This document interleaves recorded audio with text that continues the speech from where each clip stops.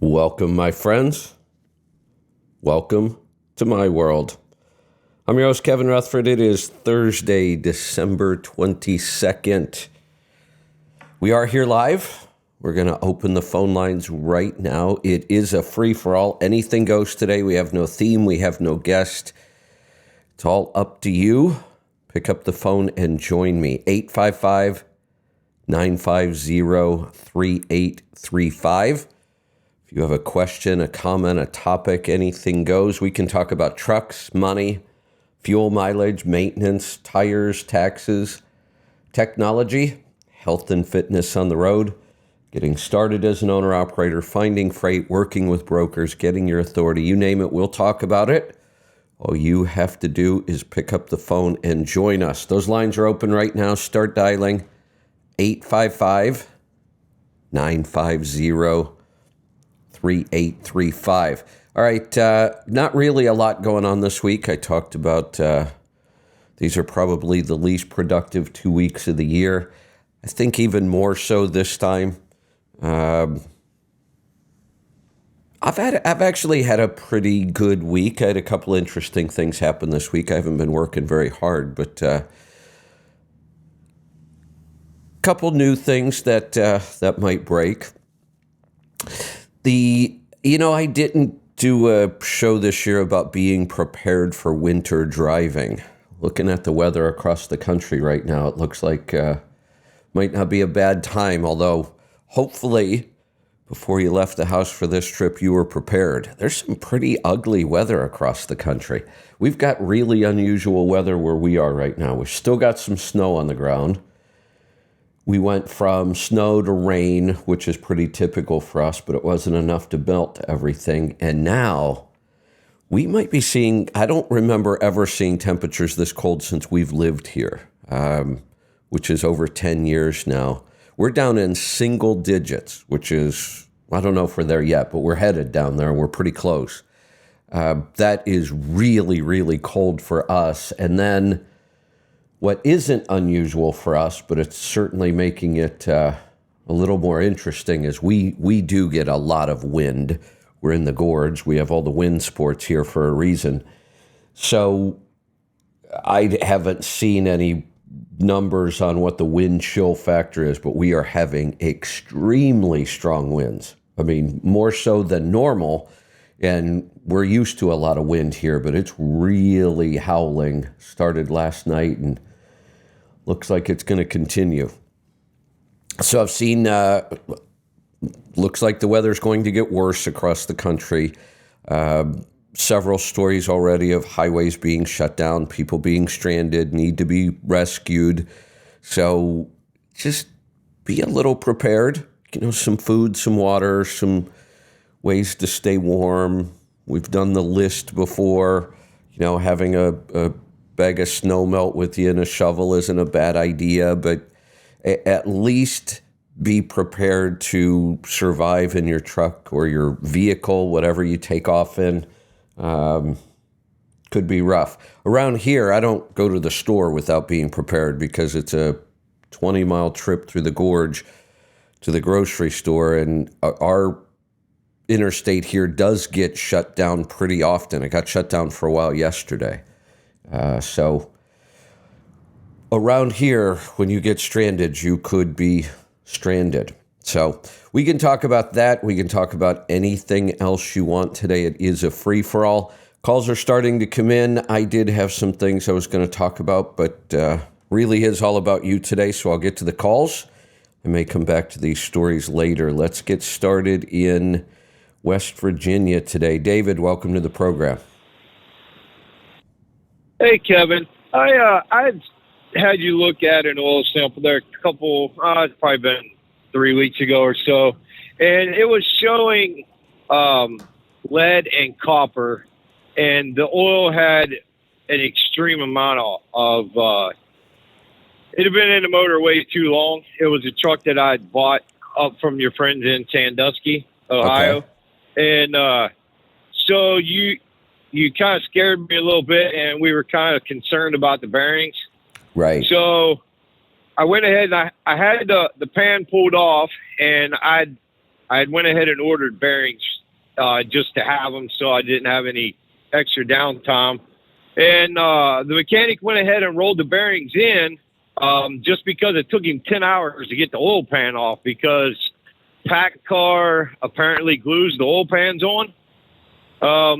But he said the bearings look perfectly fine. They look just like bearings with 900,000 miles of wear on them. Nothing.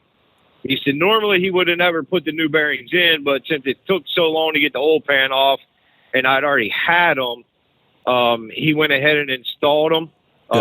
Okay. My question is, when I did that oil sample, I wasn't thinking, and I drained the oil. I took it whenever I drained the oil out or for an oil change, and the oil was cold. So could that have possibly skewed Yes. the oil sample? Yeah.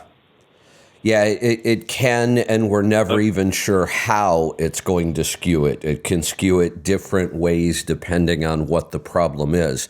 One thing alone is it's just not consistent.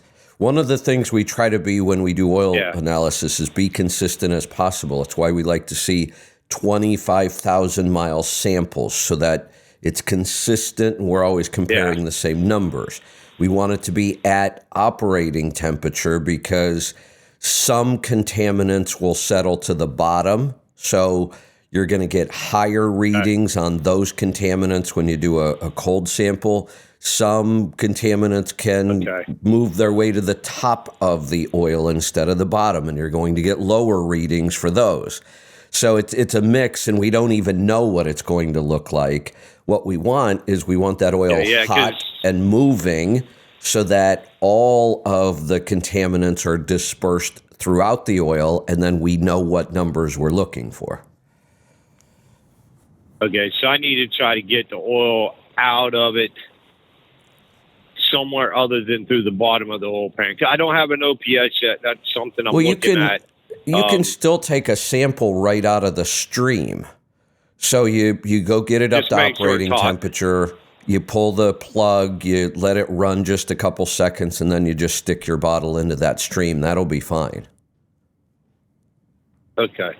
All right. Now, my next question is, since I've got about 8,000 miles on it since he rolled the new bearings in.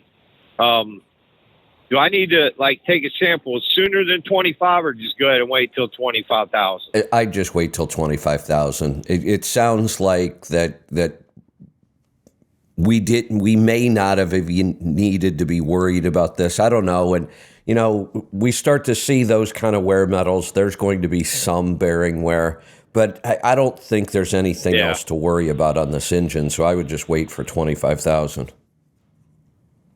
Yeah, he said when he pulled the oil pan off, when he was looking up in there, it was one of the cleanest motors he had ever actually looked into when he was rolling a set of bearings in.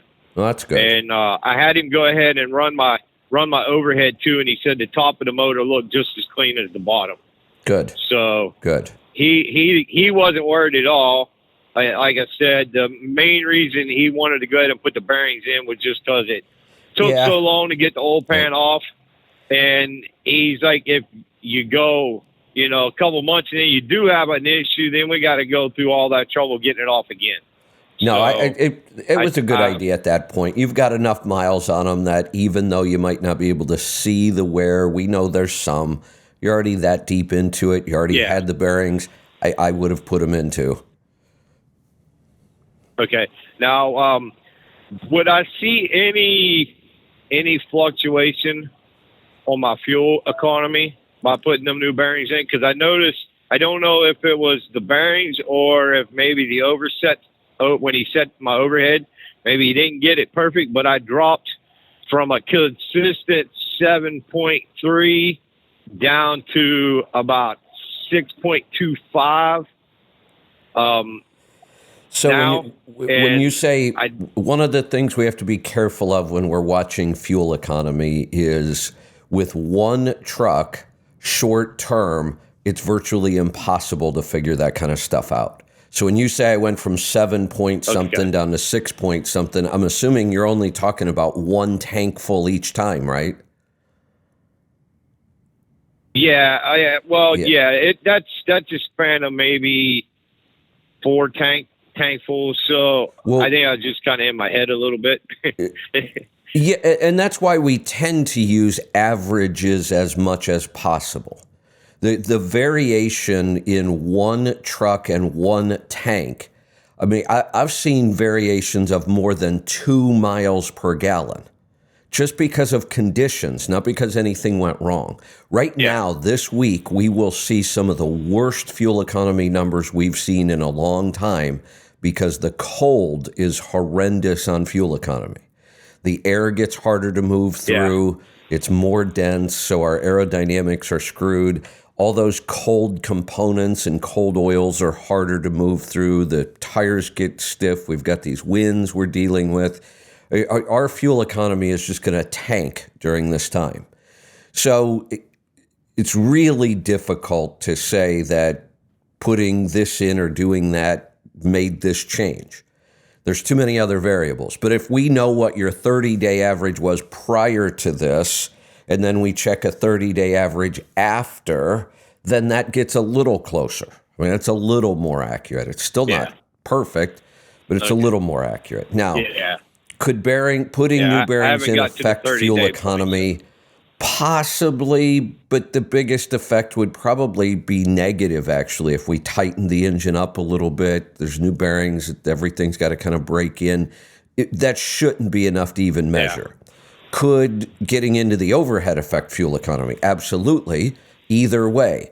It typically will get better if we go in and get the adjustment where it should be, but occasionally somebody does an overhead wrong, and it could have the opposite impact. Yeah. Yeah. Well, this was his first PACCAR overhead. I mean, it's pretty straightforward. He felt confident doing it, and like I was going to do it myself, but since I already had it in his shop and he was already working on it, I just went ahead and let him do it.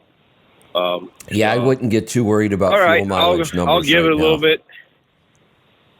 Yeah, normally this time of year I keep track of it, but I don't stress too much. But it just kind of seemed odd to just drop like that. But yeah, you're right. It just too short of a span to even worry about it. Way too many things change, daily.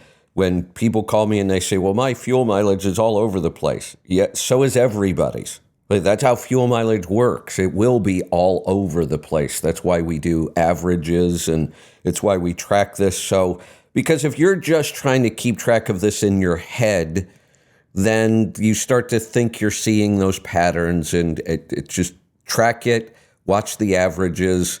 Those jumps up or down one time here and there, no big deal. Okay. All right. I got one more thing, more or less probably an opinion more than anything. I have a 38-foot toy hauler, and I've been pulling it with a 2003 International, and I'm wanting to convert it down to a single axle, and it's a 236 wheelbase, and I'm considering when I go to a single axle, shorten it down, basically pulling the front axle out and moving the back axle forward. You think that would make more sense, or do you think I'd be better off to leave the length for the ride? If you were just asking, should you do this work just to shorten it, I would say no. But converting it to a single axle makes a ton of sense. And if I were doing it, I would do it the way you just described. To pull a fifth wheel, you've already... Okay. Part of the problem is you start to get long already. I had this when we stretched the frame to be able to put the smart car up on the back. Then when you see, a freight trailer, the kingpin is set back under the trailer. So when you connect to it, you're shortening the combination. Yep. The RVs, the pin is actually out in front of the trailer. So even though I was only pulling a 43-foot trailer, when I hooked up to it with my tractor, I was longer than the typical semi with a 53-foot trailer. Yeah, right now I parked beside my Kenworth and my 53-foot dry van, and I was lacking about 8 inches of being the same length Right. with So- my toy hauler. Yeah, so And- anytime you can shorten that combination up, it's going to help, because unless you just never go to RV parks, then it's not going to matter. But getting in and getting around a lot of these RV parks, it gets pretty difficult sometimes. Yeah, I've already got into that. The last RV park I went into on the last holiday, it took me about 45 minutes to get into the spot, because I was in the neighbor's yard and everything else trying to get it in there. Just, Yeah. it was fun, because they say, "Oh yeah, no problem. People are in there all the time," and then you show up and you're like, "Yeah, I don't think so." Yeah, like I said, No, I was 76 feet, and getting around a lot of those parks at 76 feet got pretty difficult. And then you got to jack it in harder and tighter, so I was constantly breaking springs on the trailer and that's axles. what I'm trying to keep from doing is. Yeah. Yeah, I just wasn't sure how much it would change the ride quality, because I have an Air Ride fifth wheel for it, but I know it's already a rough ride. The Air Ride fifth wheel helps. I know the shorter you go, the more you're gonna beat on it too. And I'm just trying to keep preparing stuff up. Let's think about something. So you're taking the rear axle out and moving it up to where the front axle used to be. So in one sense, we really haven't changed the wheelbase. Now, I know the way we measure wheelbase means the number is going to change, but think about the physics of what's happening with the truck. You have a set amount of space. Yeah, because you already got a wheel on the ground. Yeah, in between your steer axle and your front axle. That really kind of determines what the ride is going to be, and you haven't changed that. But now let's think about something else. As a 6x4, and now you're going to convert it to a 4x2. As a 6x4, you still had the same technical length of wheelbase when it came to ride, but you have two axles hitting the bump now. Once you convert it to a single axle, you only have one. It actually improves the ride. Okay, that makes sense. See, that's why I wanted to ask you the question, because I was, for some reason, it's the way I started out thinking, but then I talked to, some other people, and they're like, "Oh no, it's going to tear the ride up," and it got me thinking the wrong way. It really doesn't shorten the wheelbase when it comes to ride. Like I said, I know the way we measure a 6x4 against a 6x2, the length that we would say the wheelbase will change, but it really doesn't change the physics of how that works. And now you're only hitting the bump once, which is actually an improvement. So with the Air Ride fifth wheel, I would try it. I think you're going to be just happy with the ride. It's not going to be bad at all. If it is, there's a pretty simple improvement you can make with a ping tank, if you've heard us talk about that before. Yeah, I've heard you guys talk about it. I just, in my head, when you guys are talking about it, I can't visualize it in my head. I need to see it on paper so I know how to build one. Yeah, it's pretty simple. All we're doing really is taking any small air tank and plumbing it into the air bags, so they have more volume of air, and that allows a softer ride. It's actually a pretty simple installation. I wouldn't do it yet, though. I would wait, because I don't think you're going to need it.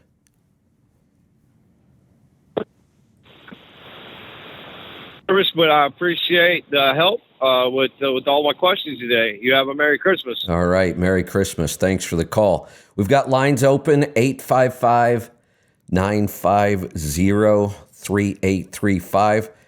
It's all about you today. It's a free-for-all. Anything goes. I've got nothing today. So call me up.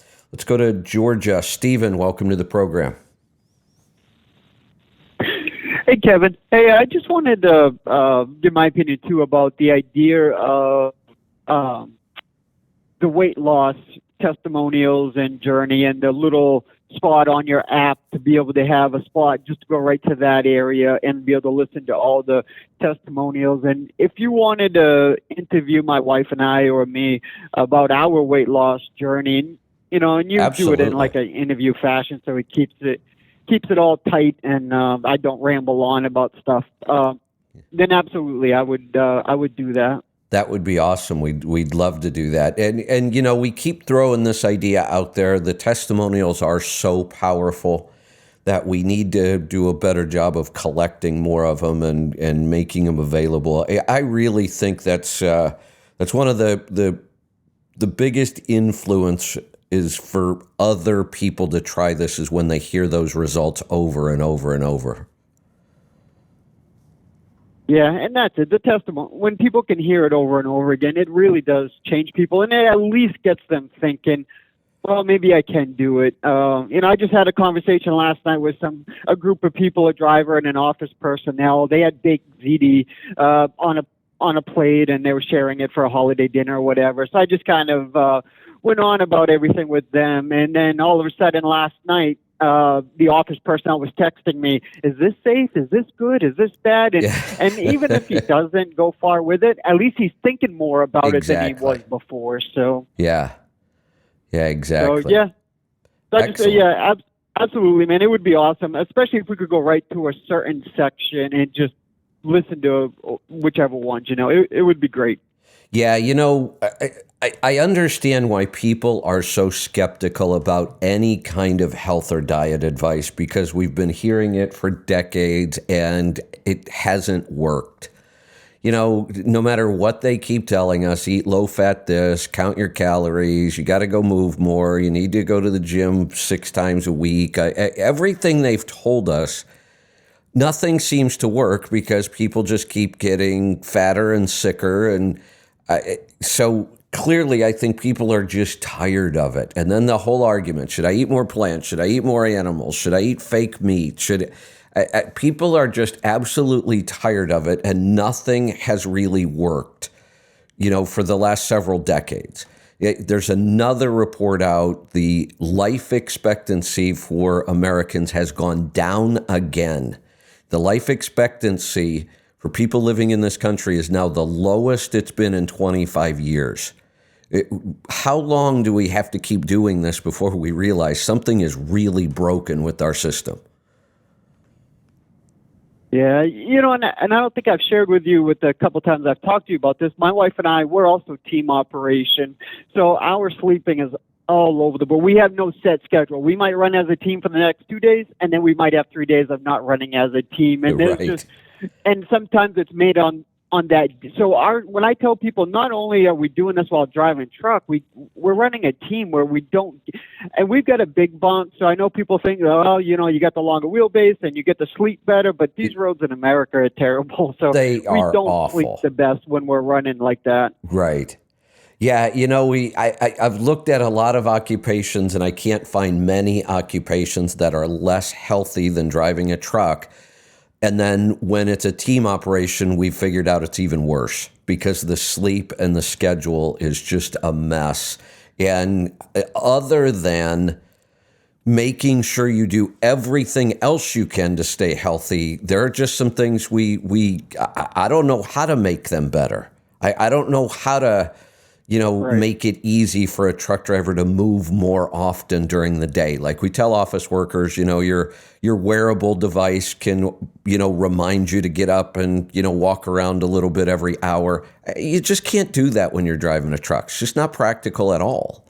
So we just have to do everything we can to be healthier. And you two are a great example. If you remember way back at the beginning of this, I said, if we're going to tackle this health thing, my goal is going to be to make an example of truck drivers, of how healthy you can be even with a horrible occupation and lifestyle.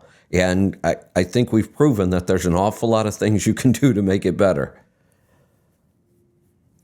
Yeah. And, you know, we were at a Thanksgiving dinner, and you were talking about the plant-based stuff. And a family member said, would you like some plant-based butter? And I'm like, are you kidding me? Plant-based? So I just said, you know what's funny? I said, you got plant trying to be butter. plant trying to be chicken, plant trying to be beef. I said, I never, ever see a cow trying to be a plant. I never see a chicken trying to be a plant, and I definitely never see butter trying to be, a plant typically. So I said, think about it a minute. The plant is trying to be everybody else but itself. That seems to be the theme, though, right now, because we have men who claim they're women just because they claim they're women. Why can't, plants claim they're chickens even though they're really not chickens? Yeah, absolutely. It's definitely a crazy world right now. It is. And you get the kids trying to be cats in school. Yeah, exactly. It's actually kind of funny because what else are you going to do other than laugh? But what's part of what's surprising for me in this whole thing is, like I said, most of the advice they've given us for the last 50 years has just failed miserably, whether it's been low fat or what's the next superfood that's going to make us so healthy? We're going to start eating this berry now because it's the healthiest food on the planet. And we've been through those. They never do anything. You can start eating their latest health food and, superfood, and nothing changes. You're still sick. Your joints still hurt. You're still gaining weight. So what's surprising to me is that the results of eating this way, some sort of paleo-based diet, and it seems like the more extreme we make it, whether it's, very high fat or, carnivore or close to it, the results have been incredible. And they are consistently incredible across the board, not just the people that listen to this show, but hundreds of other doctors and practitioners who are working on this stuff. The results are so consistent and they're so good, and yet it still doesn't really catch on. And it's interesting to watch the followers. My wife and I, we actually have a lot of people that follow us in the background. They don't really show on Facebook or, congratulate us to other people, but we'll get messages and they're thank you so much for sharing your story on Facebook. I know I don't comment, but I've lost 100 pounds. My husband's lost 100 pounds. That's because awesome. of you guys promoting, so it's how many people out there that don't even talk about it at all as well. So when I tell people, when you start losing weight, and it's part of being an example now. I was telling the people last night, I said, look, my wife and I are trying to be examples. And here's the problem now, is we can never get fat again. I said, because we are trying to be that example and we have to hold to it for the rest of our life. So the people following us keep following us. And it's working. Yeah. That is a good point. I sometimes get discouraged because when I see the big picture, I see what's going on social media, there's still this huge fight that you should be a vegan and it's better for the planet and it's better for us. And none of that is true. I mean, we have so much proof now that as human beings, we should be eating an awful lot of animal products. It should be by far the majority of our diet. So sometimes it can get frustrating when you look at the big picture every day. But when I hear stories like yours, and then the fact that you now have people that are doing it because you did it and you led them to it, and I think about all the people out there, we don't see that. Sometimes that's the frustrating part for me. I see what goes on in the mainstream media and how they're still pushing all the wrong stuff. And sometimes we don't see what's going on under the surface, which is another good reason why we should put more work into keeping testimonials out there. There's a husband and wife specifically that has thanked us over and over again. And the wife has battled health issues for a long time, and she's wanted to get a breast reduction surgery for years. But the doctors kept telling him, you need to lose a little bit of weight before we'll do the surgery. And they never explained how to lose the weight. Exactly. Just said you need to do it. So she fought it for years and then finally started following us and lost over 50 pounds. The doctor approved her surgery. She was able to get her breast reduction surgery. Then her husband had been on statins and sugar diabetes medicine for years. Again, never explained how to get off of it by the doctors. Just here's some pills and you'll be ready for some more later on. And he started following us with his wife, and he's off of all of his meds. And here's what his doctor tells him: I don't know what you're doing, but just keep doing what you're doing. So what do you mean you don't know what I'm doing? I'm eating clean. So here's the other thing that makes me a little crazy, because that always seems to be what these doctors say, that I don't know what you're doing, but it's really working, so keep doing it. Wait a minute, doc. Why doesn't it occur to you, instead of saying, I don't know what you're doing, why don't you ask them what they're doing? Yep. Because they can't admit that a truck driver has a little bit more knowledge on nutritional than. And I've got family in the medical field, doctor field. They work at the hospital, and boy, do they get livid with me when I say I don't trust doctors. I trust them for the trauma and all that. I said, but I don't want their nutritional advice ever. And boy, they just get offended. Like, they just can't handle that doctors are not that intelligent on nutrition. Yeah, and that's all it is. It's not that we think we're smarter than doctors. Doctors are obviously very intelligent people. It's not easy to become a doctor. The problem is the system is so corrupted. And why would we think, or why would they think that they have any real knowledge of nutrition? It was never a part of their curriculum. It was never a part of what they learned. And what little bit they might have gotten has just been proven to be so wrong. It would be like wondering why our dentist doesn't know how to align our truck. Why would they? They were never taught that. Doctors just don't want to admit that they were never taught the single most important factor when it comes to our health. You know, and I thank you for convincing me, even though you don't, you didn't do it personally, but listening on the radio, you convinced me to start listening. I've been driving truck for 20 years. I just started listening to nutritional books like 3 years ago, and I'm a little slow at it, but I'm up to 80 books on nutrition, and many of them I've had to listen to Wheat Belly, Dr. Jason Fung stuff over and over again, because there's just so much info in them to take them all in. So not only have I listened to 80 books, many of them I've listened to over and over again. So the amount of hours I've invested into the knowledge is far more than any doctor is given. So I should know more. Exactly. And I don't understand why people will look at that and go, oh, but all you did was read a book, or all you did was read something online, or you listened to a podcast. Well, okay, you are correct. I read a book. I listened to somebody explain something to me. I watched a video of somebody doing something. How is that different from going to medical school? That's exactly what you do if you go to medical school. You read a book, you listen to somebody explain something to you, you watch somebody. What's the difference? The only thing we're missing is a test to grade us on an A to a D. Exactly. That's good all point. We're missing is a grading on what we learned. That is about the only piece missing, but learning is learning. I don't care whether I did it on the internet or in a classroom somewhere. I either know the information or I don't.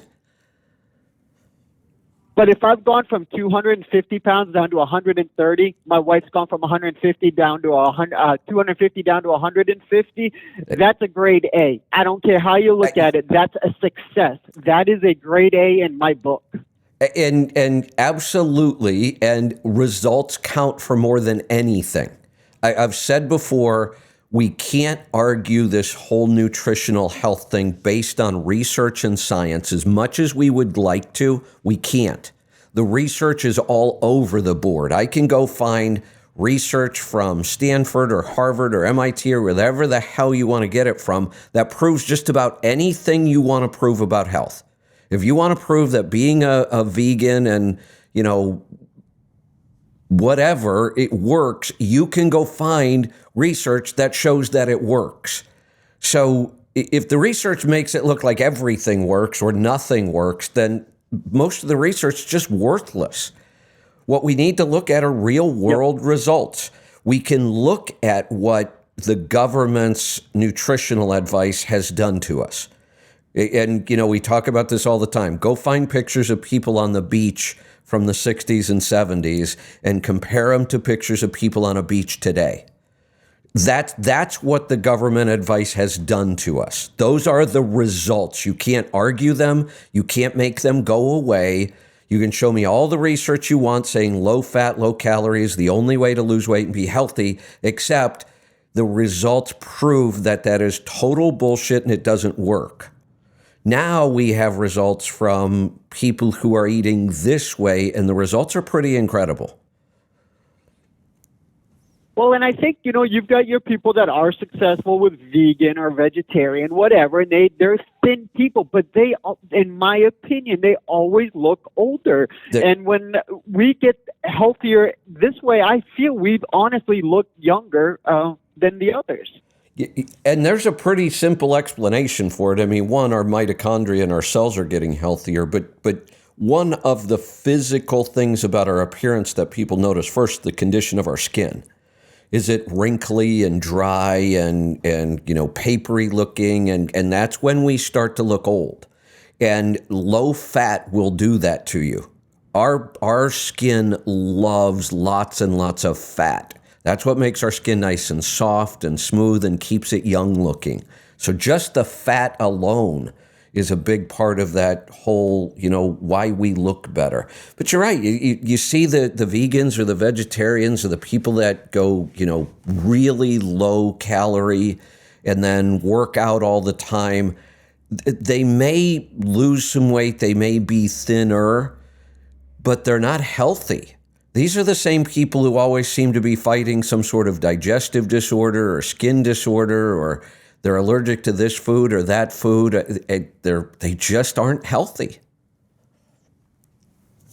And you talk about the average lifespan going down. This is another thing I tell people when I talk to them. I'm like, look, the average person starts working at 18 years old, starts putting into Social Security at 18 years old.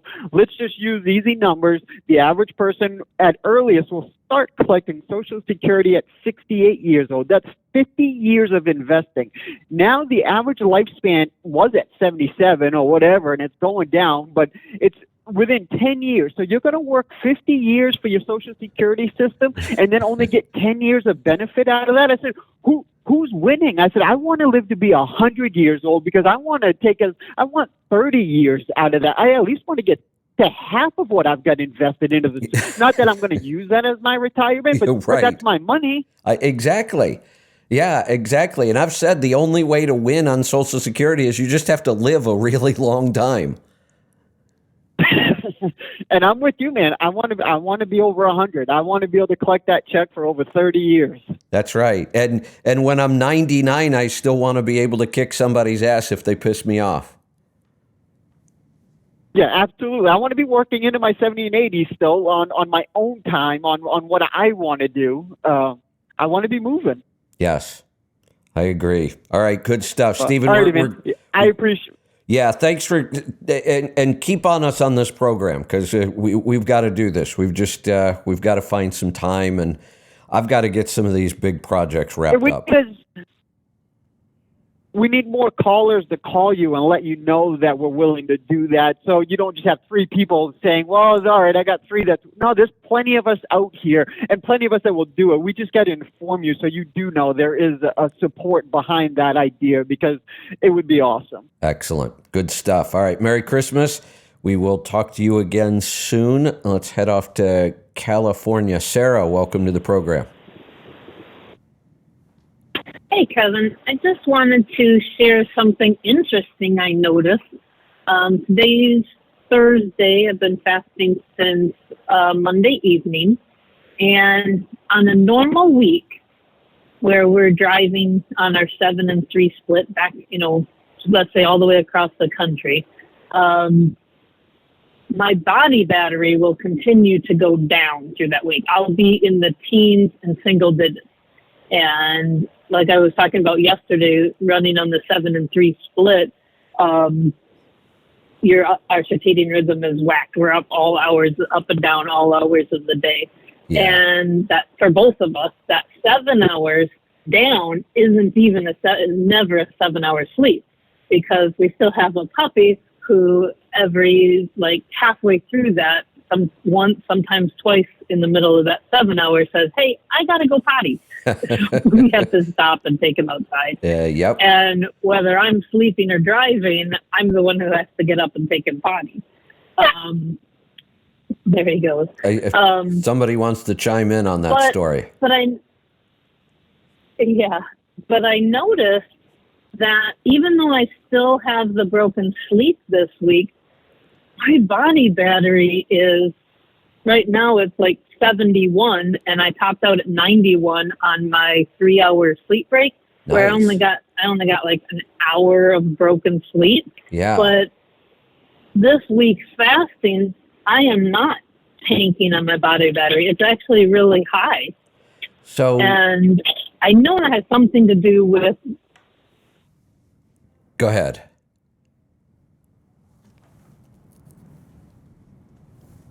Uh-oh. Sarah?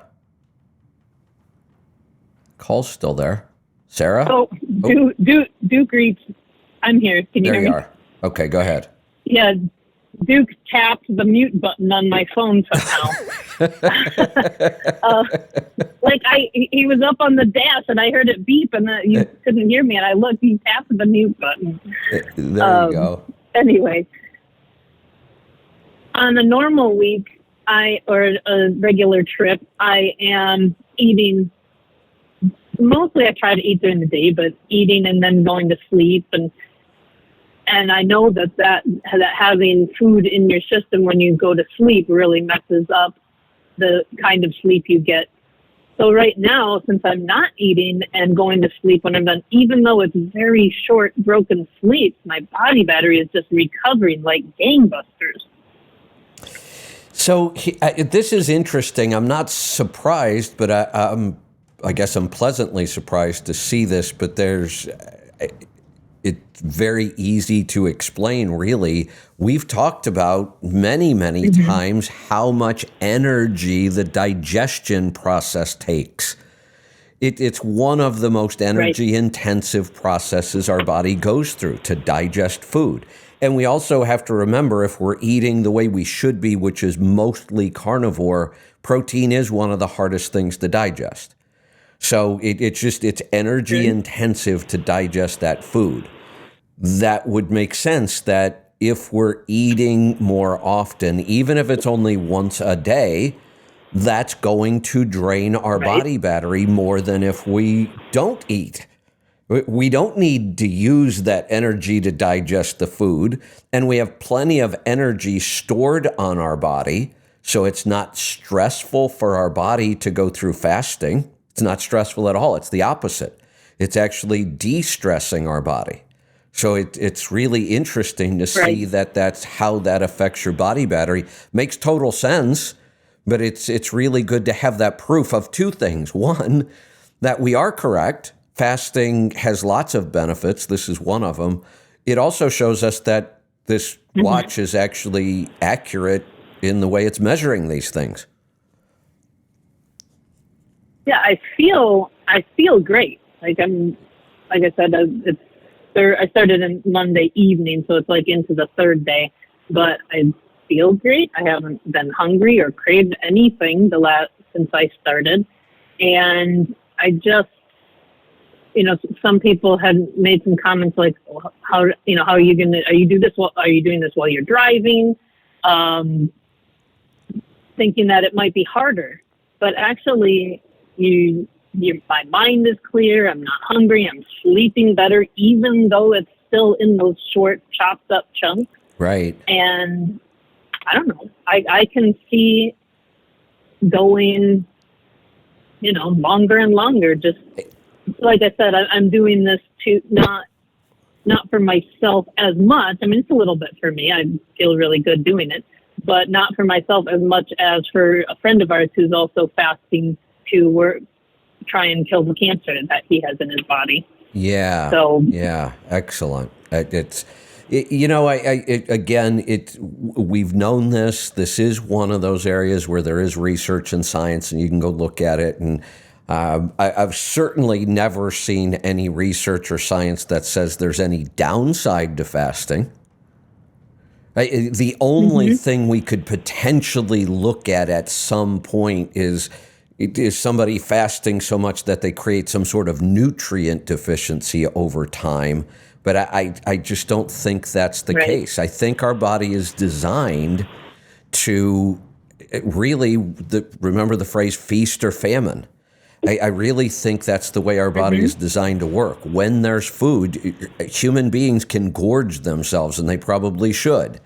You have a big kill, an animal, you gorge yourself because the food's there and it's available, and then we might go several days where there isn't a whole lot of food available. And I just think that's how we evolved, and that's our body just prefers that.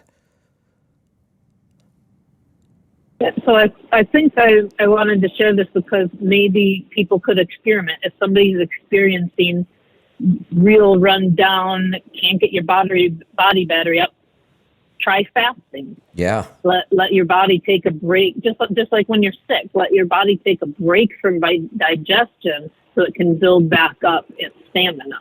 That's a great point, and I probably need to work some fasting into this whole stress protocol. That may be one of the ways. I was talking the other day where some people get so run down that we're struggling to kind of jumpstart them again. Even the stress protocol is too much. I can't have them do all 4 things in a day. It just wears them out. So now we're down to, okay, well, let's just do the breathing today, and let's do the cold exposure tomorrow, because they're just so run down. Maybe this is one of those steps we could take. So I've been looking at this now as a multi-step approach. Not, here's the protocol, you do all of this on day 1. Now I'm looking at a couple of weeks of adaptogens, then a couple of weeks of supplements, then moving into the physical protocol. But it looks like, and it might make a lot of sense to doing during that first 30 days where we do a couple weeks of adaptogens, a couple weeks of supplements, we should work fasting into there too. Yeah, and a focus on listening to your body, not I have to fast for 5 days during this part of the thing. It's very, because we have such different bioindividuality and we all have different situations and sleep cycles and work cycles. Fasting also helps you focus on your body. Listen to it. Good point. You wake up or you're going through your day and you just, I need something. Have a glass of bone broth. See how that affects you. Maybe you want to keep fasting. Maybe that wakes something up and you're like, you know what? I am hungry. I do need some nutrients and minerals, and I'm going to have a can of sardines and some fermented vegetables, and then I'm going to just intermittent fast for a while. It's a very fluid thing. Like there's not one diet that's good for everybody. There's not one stress protocol that's going to help everybody. It's like a page full of options. Yeah, good point. Try this, try that, and see what works for you. Right. It's fun to experiment too. Yeah, absolutely. No, I like that, and it makes sense. It's good to see that you're actually getting that result, and you can see it in the numbers. I was very excited, very surprised by it, because we've run straight through from Monday till now, just constantly trading on and off, and it's like usually I'm down to 5 and 6 body battery by this point in a set of runs, and I'm looking at it and like I woke up after sleeping an hour and it's a 91, and I'm like, wow. Yeah. And then I scrolled back through the last couple of days, and I'm like, this has really kept my body battery up this week, and that surprised me. So I had to share that. Yep. But everybody have a great Christmas, and we'll talk to you next Wednesday. All right. Merry Christmas, Sarah. So if you're fasting and you have the Garmin watch, pay attention to that. I think that's a really interesting point. It does make a lot of sense, though. Let's go to New York this time. Zane, welcome to the program. Hey, Kevin. How you doing? Good. What can I help you with today? Hey, so first I want to just say thanks for all the information about improving our health. I've listened to several books that you suggested, like Eat Fat, Get Thin, the Obesity Code, the Diabetes Code. I'm not diabetic, but my highest weight was 350. So I decided I got to do something. So I started the carnivore diet. Okay. In the last almost a month, I've lost over 20 pounds. Wow. And I feel great. Just like the previous caller, I mean, I make sure I get enough sleep, and my knee pain has gone away. The only thing right now is when I got back from one of my trips, I got gout in my foot, and it's been about a week. And one of the doctors there, I think it was Dr. Hyman, or maybe Dr. Lustig, said about red meat can cause gout, the uric acid. So is there anything you can suggest, like besides just hydrating and icing it, that will help it? Yeah, there's actually a supplement we have that it's a digestive supplement, but it's got a weird other pathway that it uses. So if you take this particular supplement with food, it actually helps digest food. It's some enzymes and some other things. What we've discovered over time is if you take it away from food, so there's no food for it to digest, it becomes a pretty powerful anti-inflammatory. And that's really what we're trying to do when there's pain. We're trying to bring that inflammation down, which is what causes the pain. So it seems a little odd if you use this as a digestive aid, you take 1 or 2 when you eat food. If you use it as an anti-inflammatory, you take like 10 to 12 of them without food. And it's better than taking Tylenol or Advil or any of those other over-the-counter medications because there's no real negative side effects to this. So that's one thing you can do. The other, this idea that red meat causes gout is not technically correct. If that were the case, everybody eating carnivore would be suffering from gout, but they're not. So it's another one of those things we've really gotten wrong. High fructose consumption, it could be the problem. It doesn't sound like you're getting a lot of fructose. There's a couple things we can do. One, you could get a uric acid meter and find out if this truly is uric acid or not. It could be oxalates. And at first we were confused about this because we thought, well, wait a minute. If we're eating carnivore, our oxalate load must have gone way down. Why would we get those symptoms now? Why didn't we get them when we were eating all the foods that had the oxalates in them? What tends to happen, believe it or not, is when our body is used to a diet that's high in oxalates, and then we eliminate them almost completely. When you go to a carnivore diet, our body actually starts releasing them from our tissues, and they start moving around in our body, and our body's trying to detox and get them out. But during that time, they're going to cause problems. And one of the problems that oxalate crystals can cause are the exact same symptoms that uric acid crystals cause. So it's the same result, but we need to make sure we're looking at the right root cause. And I think even some of these doctors are missing that point. They keep going back to their old training that says red meat causes gout. It doesn't. That's incorrect. There are purines in red meat that can make the chances of gout higher, but it happens in the presence of all the fructose and the other garbage in our diet. So when we see somebody go carnivore and then they think they have gout, many times what we're finding is it's really oxalate crystals causing the problems. And all you can do is just keep working Okay, that through makes sense. it. Eventually, your body's going to detox. Now, you can actually add some oxalates back in to actually slow down this process so it's not as uncomfortable. So you might want to try adding things like dark chocolate or beets. The Cardio Miracle's got some beet powder in it and some other nutrients that would help. But sometimes this is just a detox reaction and we have to get through it.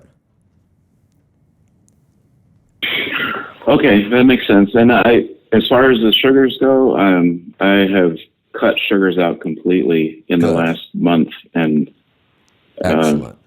that information on the fructose, I mean, when I listen to the lean fat or eat fat, get thin, I just couldn't believe all these years it's been lied to. It's like, Isn't it awful? You know, On one it hand, is. it's awful that so many of us, at my age, I think in some ways, I feel like we got the worst of it, but that's not true because every generation after mine has actually been worse. But at least now we have information that we can start to turn this around. But I think of how awful this was. I should have known all of this in my teens and 20s, and I would have lived a much better life if I would have known this. me too. Yeah. Yeah, all that in the 70s there when Nixon made all those adjustments and changes. Yeah, it was I mean, awful. I was preteen, and it was like, but follow the pyramid and all the cereals and everything. That's, And we just crazy. keep doing it, and we just keep getting sicker and sicker. And so now I think, okay, we could look at it that way and be bitter about, how much better those decades could have been. Or since we can't change that, we might as well just turn it around and say, I'm so grateful that I figured it out in my 50s. Yeah, I agree. That's what I'm looking at now. It's kind of like, I just want to reverse everything. Yeah. And what was amazing to me is like you mentioned about, look at the results. And like one of the other callers just mentioned, the first 2 weeks that I tried this, I could not believe how my body felt. I mean, I'd wake up in the morning and I felt like I had energy. I didn't feel like a truck hit me. Isn't that crazy? I know. It is. That's part of what frustrates me because we have had people report results in less than 48 hours. They'll say, wait, how can this be? Yeah. How can I be feeling so much better already? And here's the sad part. That's how toxic our diet is. That if you can just avoid the typical diet for 48 hours, you already start to feel better. But I've said this before, and it's hard to get our head around this, but think about prior to hearing all of this advice. Was there ever a day in your life that you didn't eat grains? Nope. No, you got to stop and think bread, about that. Cereals. The standard American today, their whole life, there might not ever be a 48-hour period where they didn't eat grains. So how would we know what we feel like if we don't eat all that stuff? The only way to know is to not eat it, and that almost never happens. About the only time we might go that long without eating grains or all that other garbage is that we were so sick we couldn't eat at all. Well, at that point, you're not going to feel better. You're sick. So we don't realize that, we could feel so much better so quickly. Yeah. And Dr. Fung, I started doing intermittent fasting last week. I'm actually going to increase it to, I didn't think I could do it because I thought, man, I'm going to be I know. starving. But I know. The one thing I started this week was he talks about the dawn effect. Yes. And I thought, okay, because I've always said, always been told breakfast is the most important meal. Right. And for the last 3 days, I haven't broke my fast till like noon. That's awesome. and I feel fine. Yeah. It's like, man. It, So it- I just wanted to say thanks for that, and I'll check this out about the oxalates, and I think it is a detox instead of the gout. So I think so. because my body's got a long way to go. Yep. Excellent. Zane, keep it up, and I want to hear back from you. I love getting these progress reports. Let's go to South Carolina. Terrence, welcome to the program.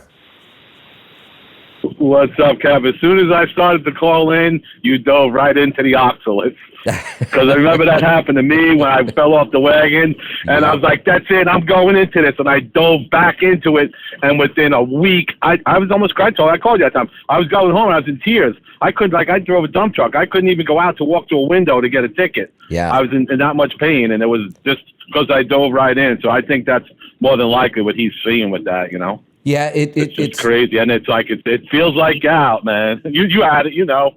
It's really hard, and I understand why the more traditional doctors, like a Dr. Hyman or somebody like that, might start saying, "Oh no, it's the red meat causing the gout," but that's just not what's happening. That's still that old school thought process. It makes sense because the symptoms are exactly the same.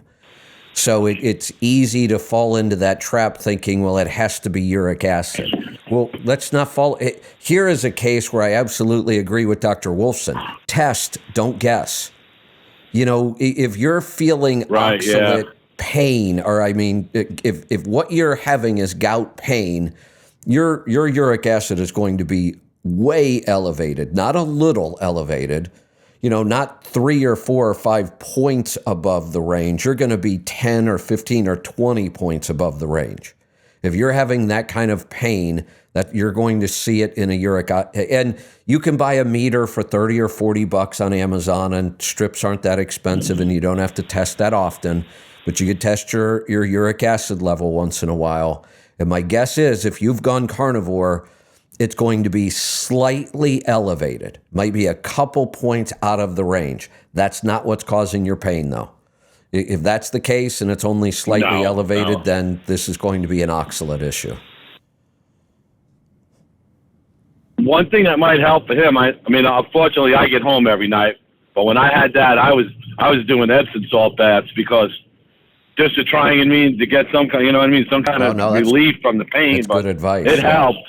Yeah. It helped a lot, but I don't know if he's on the road, how he's going to, but he can do it too. Not for nothing, he could go somewhere and buy a little bucket. You can improvise. That's amazing what it does. Like I said, because I've had so much issues with my feet, and I've always done that, and just like I said, it'll help them. So.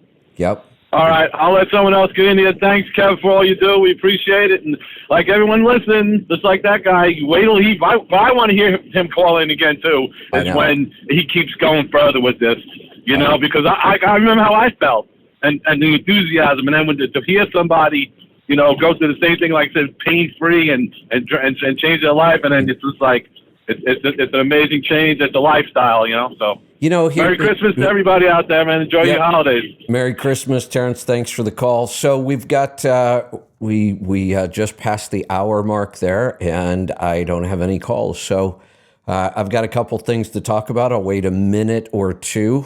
If you want to jump in, now would be your chance. Anything goes. Ask me anything you want. 855-950-3835. One of the other things that's so encouraging about this, so when you get a caller like that, he's started into this recently, he's getting great results already, you hear the enthusiasm in their voice. We always run that risk of falling off the wagon. How many times do we hear people say that? But the risk is a lot less with this approach. And the biggest reason, by far, 2 big reasons. One, the results, you actually get really good results really quickly. That helps you stay motivated. But the other big factor is the difference between this and other diets is the hunger factor. That's what drives everybody back to eating their old way. They're hungry all the time. When you try to eat low fat and restrict calories and then move more, You will be hungry all of the time. And hunger is a very powerful force. None of us have enough willpower to continually resist true hunger. But this works because you don't have true hunger. It's the opposite. This kills your appetite. It makes it so much easier to do. All right, so I see a couple calls coming in. I'll hang out here and we'll take them. This is the final show before the Christmas weekend here. I'm going to be off tomorrow and Monday. Then we'll have a short week next week. I think Tuesday, Wednesday, Thursday of next week. So we'll have the Power Hour, Destination Health, and a free-for-all next week. And then we'll have another long weekend, and then we'll come back and hit it hard. I'm really kind of taking it easy during these couple of weeks. Other than the show, I haven't been doing much of anything this week. So we're going to take a break, then we're going to come back and hit it hard. Let's go to Iowa. Steve, welcome. Good morning. Good morning. What's on your mind today? Well, my sister-in-law is in need of some prayers. She's been a nurse her entire life, taught nursing, volunteered at a hospital in her retirement, and she needs to, she's kept up on vaccines and that because you're required. And she didn't feel real great. She was a little tired, and but she got a booster on Wednesday, so she could volunteer on Thursday. And on Friday, she was in the emergency room. My brother thought that she was having a stroke. Oh, boy. But it turns out it was COVID delirium because she had COVID, didn't know it, didn't have respiratory, there were no symptoms, and they gave her the shot. And, of course, when they started looking this stuff up, it's a real thing that's COVID delirium. And the hospital, oh, no, it's not the shot, because, well, they require her to get it, And a couple of days, the state they shipped her up to a state an asylum that where they kind of send you to die, and it went over a weekend, and my brother and my niece and nephew put together a presentation and sent everybody registered letters, and this is a real thing, and they were able to snatch her from the state, but now she's in a catatonic state, and but they narrowed it down. I think there's tests everywhere, Mayo Clinic's involved in that. They think it's autoimmune encephalitis, and they told my brother yesterday a woman her age, a very slim chance she's going to survive, and it was because the last doctor she had at the hospital that she was in, and the same hospital she volunteered at, the one that said, oh, no, it's not this. And I've treated thousands of COVID patients, and I've never had anything but COVID fog, where your brain's a little foggy.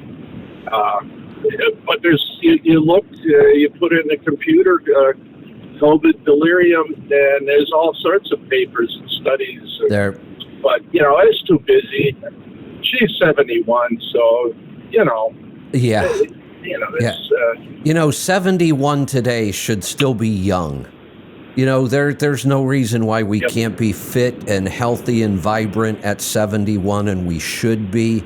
And these stories they're happening way too often to just be explained away. I read another one today about, I think she was an actress. She was some sort of a celebrity. She died at 32, and this was a year or so ago.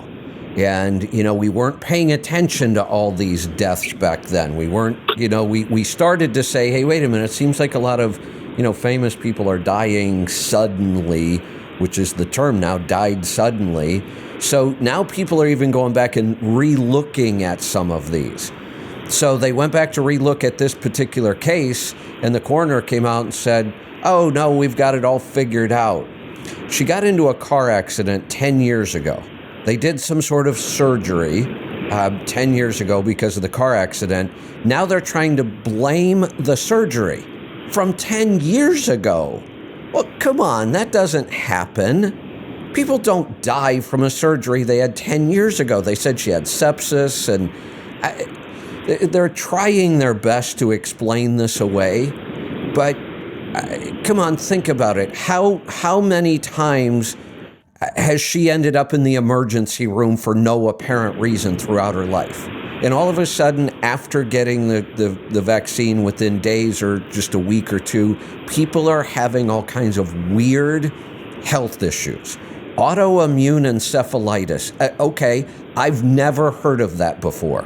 It's obviously not all that common. So it's just, this is so sad that not only have we already killed and injured and maimed so many people, but even with all the evidence now, they still don't want to admit it, and we're still injuring people. I mean, was she required to get that booster still? Are they still requiring like regular boosters? Yeah, because she had to go through the same stuff that regular healthcare professionals have to at certain places.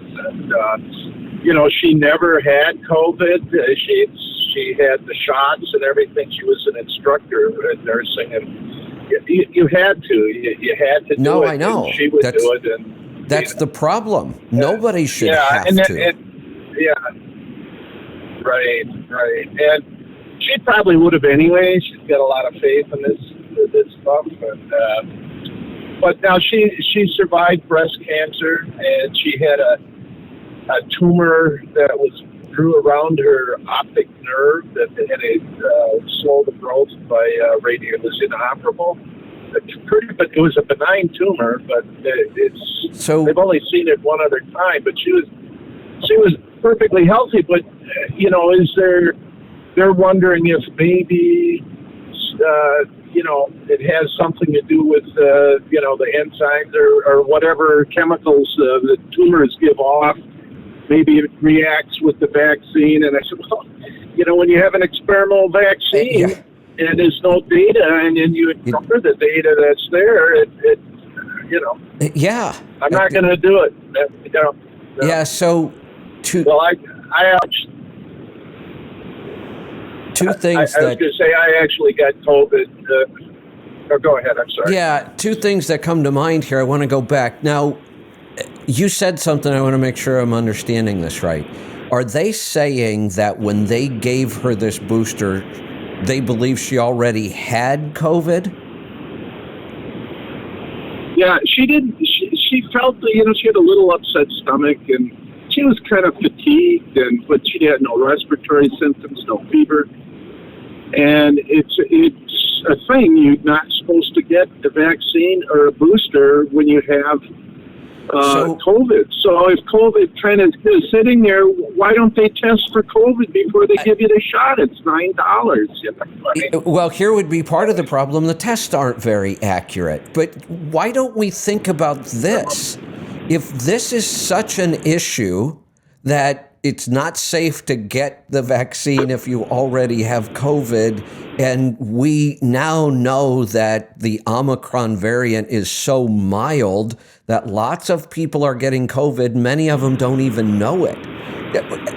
Why are we so willing to push a vaccine for a disease that's so mild people don't even know they have it? Well, I was going to say before, I actually, a couple of weeks ago, got COVID. 2.5 years, and I hadn't caught it, but I was under a whole bunch of stress. I wasn't eating right, so I wasn't minding my immune system, and I got it. But it was like a bad cold, Exactly. 5 days, 6 days, it was over with, so. See, I'm golden now. I don't need a vaccine. I got the best immunity there is. I've had it and got over it. So. As far as I know, I still haven't had it. I was sick that one time when I was stressed and on the road and spent all that time at the truck show. And, well, my coach broke down because you came out and rescued me and helped me fix it. It was a pretty stressful. Under stress. Sure. Yeah, it was a pretty stressful time, and I wasn't eating right, and I stopped all my supplements, and I got sick, and I thought for sure, well, it's got to be COVID. It wasn't. I tested multiple times. It wasn't COVID. It was some other crud that I got, and it was pretty miserable. But as far as I know, I still haven't had COVID. But you know what? Let's go back. We predicted this. We said that the normal course of a virus is that the virus does not want to kill its host because it requires a host to live. So viruses don't want to kill their host. They want to infect their host so that they can replicate. Like everything else on the planet, viruses want to replicate. They don't want to die. So the typical virus will start to evolve into something less deadly, not more deadly.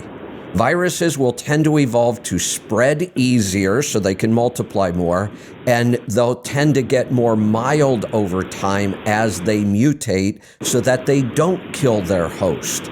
That's exactly what we predicted. We said that natural immunity will be far better than the vaccine, and each round of the new variants have proven exactly that. They always come out and say, oh my God, the new variant spreads so easy. Right, that's what we expected to happen. Let's wait and see whether it's mild or not. And so far, every time, the next variant is more mild than the last variant, to the point where we're at now, where almost everybody seems to be getting COVID, but nobody's getting very sick. So the only reason she got sick is because she had it, got the vaccine, and the hospital, they're covering their blood, and it's not the vaccine, and how are we supposed to keep track of this stuff if doctors won't go use the virus, the VAERS system, whatever right? That system is. Yeah, we know that most doctors aren't using it, and those numbers have gone through the roof. They're not even close to anything we've seen for the last 30 plus years that we've had that system. They have gone up hundreds of times, and we ignore the reports that are there, and we know there are a lot of reports that aren't there. It's just, it's really, really frustrating to watch people suffering like this and people dying and being injured and maimed, and just that they will just do everything they can to say, oh no, this isn't the vaccine. Well, what the hell is it then? Now I'm starting to hear doctors say, well, come on, this can't be the vaccine. I've vaccinated thousands of patients and most of them are okay. Most of them? All of them should be okay. All of them should be. Yeah, well, when we look back at some of the worst disasters we've had with drugs, and Vioxx comes to mind. Vioxx was given to millions of people for arthritis pain. 60-some thousand of them died. Now, you could look at that and go, oh, but the vast majority of people that took Vioxx are okay. They didn't die. But 60-some thousand is a lot. We pulled the drug off the market like we should have. I have a feeling this vaccine is hurting way more people than Vioxx ever did. Well, and it's especially important to me because it's somebody, it's a close loved one, and it's the system that she was a part of for her whole life failed her miserably. In so many ways, too. It turns out they failed her by forcing her to take this with no evidence that it's safe or effective. And you know they're failing her again by not admitting what caused this, so it can be dealt with. Yeah. And to add insult to injury, my brother took her in because thought she was having a stroke, and then when they tested her for COVID, they kicked him out because she has to be quarantined. And another hospital system in our area, what they do is the loved one can stay with them, one close relative a day in protective clothing.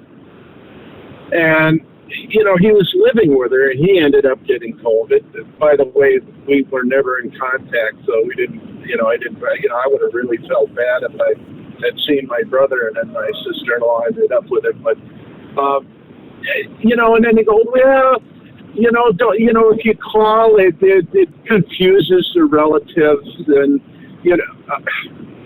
it's awful. They tried taking her phone away from her, and she got combative, and then they she's 71 years old and is all drugged up, but she's a professional. She understands what's going. The nurses were trying to give her pills and not checking, and she'd spit them out because she taught nursing. You don't do that. You check you check the chart, and they were just, here, take these, and then they wanted to take her phone, and apparently she swung or something, and and then she's crazy. Ship her to the state facility, and the power of attorney. Unbelievable. The husband, or whoever had power, had absolutely no rights. It wasn't until they transferred her to another hospital where they enacted his power of attorney. But yeah, it's a real tragedy.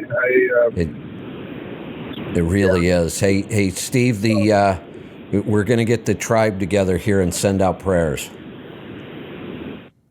Okay, appreciate it. She's beat the odds before. We're hoping, So, and everybody they took so much fluid and spinal fluid and blood, and it's sent all over the place. Sounds like it. So hopefully somebody can figure it out. I mean, there was 10 to 7 days wasted, though. And in something like this, at her age, I mean, you got to know that right away, and then your first inclination is protect the virus, or vaccine, rather. Exactly. And deal with it. And there are protocols to help deal with it, too. It sounds like what's happening is the vaccine has induced her immune system into overdrive. And that's part of... right. So everything now should be directed towards calming down the immune system. Yeah. Well, I think they put her on steroids because encephalitis, you get brain inflammation. Right.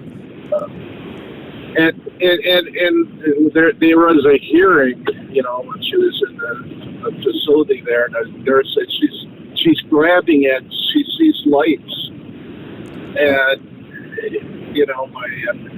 but she has, if you have encephalitis, there's brain inflammation, and she's got this benign tumor wrapped around her optic nerve. And of course you're going to see lights. It's like getting hit in the head, and you see stars, I mean, yeah. But, oh no, she's crazy. She's crazy. It's not medical, and then the doctor, at the first hospital, the doctor said, well, she's been like this for a long time. No, 4 days. Exactly. That's a long time. Right. No. She's got her file is pretty thick because she had breast cancer and this other tumor thing that, and she was fine, living a good life. And, feeling she wanted to get back to volunteer, I think, if you got to get the shot to volunteer, you got to find somebody else. That's what I think. Exactly. That's exactly right. There are just way, way too many of these stories now. Yep. No, I'm not gonna do it. That COVID I went through was nowhere near life threat. You know, Exactly. Yeah. All right, big Steve. Hate to hear it. We'll send out prayers. Keep us updated on what's going on. There are way too many of these stories. Let's go to Wisconsin. Brad, welcome to the program. Hey, Kevin, how are you today? Good. What's on your mind? Say, I started your carnivore diet about a week and a half ago, and I started tracking my blood sugar a week before I started this diet. And when I'd wake up in the morning, I checked my blood sugar, it would be around 110 to 120, and it would go up to about 130 during the day. But now that I started the diet, it's been down in the low 70s, and it really doesn't get above 80. Excellent. Or 100 anymore. Excellent. But the question I have is, my granddaughter is in the Girl Scouts, and they had a pancake breakfast, and I wasn't going to eat anything, but I just couldn't say no to her. And 2 hours after I ate that one pancake with butter and syrup on it, my blood sugar was 63. How is that long something to be after? concerned about? How long after? 2 hours. So it would have been interesting if we could have got a reading at 1 hour. What may be happening, my guess is you had a big spike at 1 hour, and then a big drop, which is actually a good sign. We'd like to see a good, strong insulin response like that. You know, you introduced a bunch of sugar, your blood sugar starts to run up, your body sees it, releases the insulin, your cells are responding to the insulin, it drops the number back down. That may actually be a really good reading. Okay. I sure didn't feel good after that. I got real lightheaded and had the shakes. That is part of the problem that tells us you were, and probably still are somewhat, because you just changed your diet a week or so ago, diabetic. That's a typical diabetic pattern. When people start to lose control of their blood sugar is when we can finally see what's happening. They go years and years and decades where they eat whatever they want, their blood sugar's pretty normal, so we think everything's okay.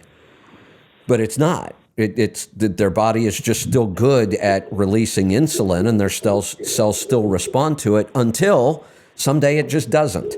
And then we call them diabetic. But that's been happening over decades.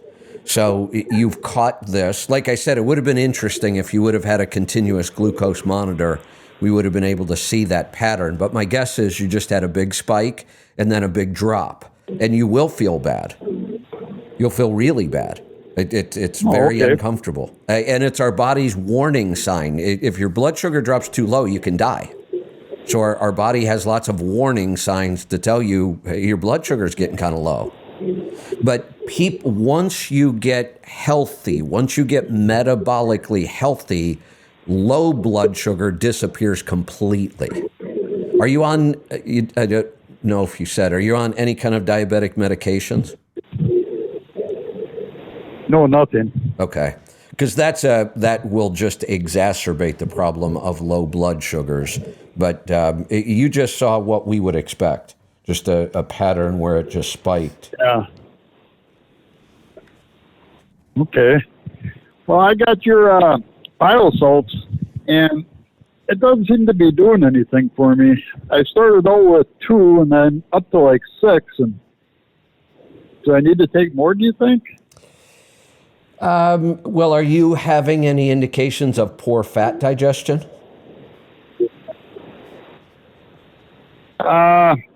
Just a little bit. I mean, if you look in there, you can see a little bit of. Okay. Yeah, then I fat on top, but you can increase the dose of the bile salts until that disappears. The nice thing about supplements is most of them are pretty self-regulating. The only downside to taking more than you should is that you probably waste some money when you do it. But there very few of our supplements have any real negative side effects. So sometimes we recommend what's called a loading dose, where the first week or so you actually take double the recommended to kind of get some built up in the system. But if you've still got some of the symptoms, take more. Okay, I will do that. The other question I had for you was, I drive truck. I'm gone from home 4 days a week, and I've had this problem ever since I started driving truck. But I got a fear of truck stop bathrooms. And when I leave Tuesday night. Tuesday, I do my business, and then I won't have any urge to go to the bathroom again until I get home on Saturday. So and sometimes it's Sunday or Monday before it happens.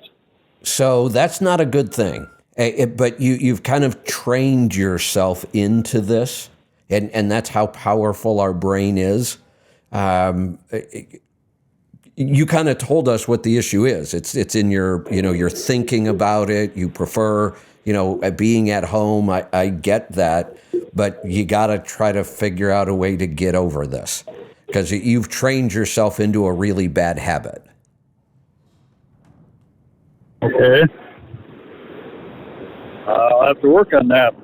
Yeah, and the one thing, I'm not a psychologist at all, and I don't really have a whole lot of advice on how you do this other than you just use pure willpower and you just kind of power your way through it and, deal with it and get over it. But you have kind of talked yourself into and trained yourself into a bad habit, and we should work to break that.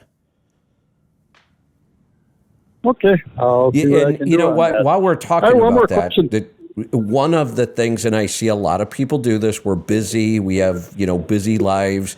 People wake up in the morning and they have the urge, but, the kids need breakfast and we got to get them out to the bus and, we've got an email we have to answer and then we're late for work and the car won't start. So we put it off. And if you put off that urge long enough, you'll create the problem. So all of us should get in the habit, when you feel the urge, just go deal with it. Don't put it off.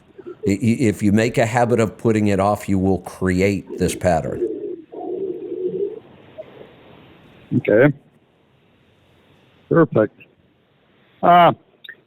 I was just at the doctor, and they just did my lab work, and he said everything looks good except for one thing. He said my vitamin D was 103, and that's way too high. Is 103 too high? It's a little high, but I'd much rather see it at 103 than at 30 where they think it's okay.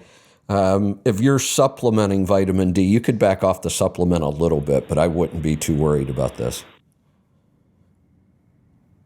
Okay. Yeah, I'm using your vitamin D. And I just backed off a couple drops. But that'll be fine. I don't worry when mine's at 100. Okay. I might adjust it by a drop or two, but I don't really pay much attention to that. I see zero negative consequences from being at 100, but the first time I let mine get down into the 40s, I got sick. Okay. Yeah. First time I was sick in 8 years. Yeah, it was the first time I was sick in 8 years. It was also the first time in 8 years I'd let my vitamin D level get that low. Maybe it was a coincidence, but I kind of doubt it. All right, we're going to wrap it up for today. We're going to wrap it up for the week. I'm about to start my holiday weekend right now. So we will see you back here on Tuesday. Have a great weekend. Merry Christmas, and we'll see you back here next week. Be safe, be profitable, be fit and healthy. Always do the hard work and master the journey.